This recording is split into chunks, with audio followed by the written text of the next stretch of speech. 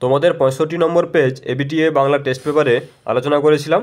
আজকে 89 পেজের ব্যাকরণ পার্টটা আলোচনা করলাম। ABTA 2025 page 89 2.4। এখানে ব্যাকরণ থেকে তোমাদের 8টি প্রশ্নের উত্তর লিখতে হবে। প্রশ্ন দেওয়া হয়েছে 10টি। তো প্রথম প্রশ্নটি হলো 2-4-1-এর সমধাতুজ কর্ম বলতে কী বোঝো? তো চলো দেখে নেওয়া যাক উত্তরটি কী হবে।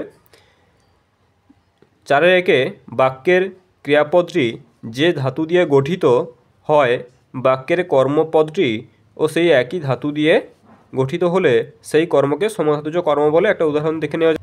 প্রলয় নাচন নাচলে যখন আপন ভুলে। এরপরে 2-4-2 সম্বন্ধপদ কারক নয় কেন? এই প্রশ্নটি যখন আমরা আগের পেজটিতে আলোচনা করেছিলাম 65 নম্বর পেজটিতে, তখন এই প্রশ্নটি পেয়েছিলাম। প্রশ্নটি আরেকবার আলোচনা করা যাক। বাক্যের ক্রিয়াপদের সঙ্গে সম্বোধন পদের কোনো সম্বন্ধ থাকে না, তাই সম্বোধন পদ কারক নয়। বহুব্রীহি শব্দের অর্থ কী? বহুব্রীহি শব্দের অর্থ হলো বহুব্রীহি ধান, যার অর্থাৎ বহু ধ্যান সম্পন্ন ব্যক্তি।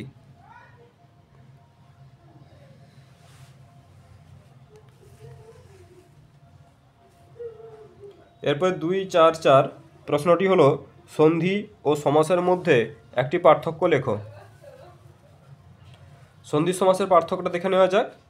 সন্ধি একাধিক বর্ণ যুক্ত হয়ে নতুন আর একটি বর্ণ তৈরি করলে তাকে সন্ধি বলে, এবং সমাস একাধিক পদ এক পদে পরিণত হলে তখন তাকে সমাস বলে। 2-4-5 প্রশ্নটি হলো বাক্য নির্মাণের শর্ত কয়টি ও কী কী? বাক্য নির্মাণের শর্ত হলো 3টি, অর্থাৎ বাক্য নির্মাণের জন্য 3টি শর্ত প্রয়োজন। 1 হলো যোগ্যতা, 2 আকাঙ্ক্ষা এবং 3 হলো আসক্তি বা নৈকট্য। 2-4-6-এ যে প্রশ্নটি ছিল অমৃতের জবাব আমাকে বদলে দিয়েছে, জটিল বাক্যে রূপান্তর করো। উত্তরটি হবে অমৃতের যে জবাব তা আমাকে বদলে দিয়েছে।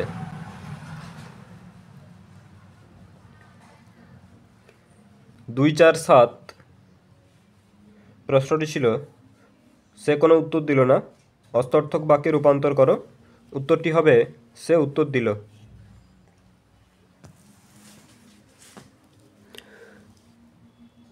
2-4-8-এ প্রশ্নটি হলো কর্মকর্তৃ বাচ্চার একটি উদাহরণ দাও।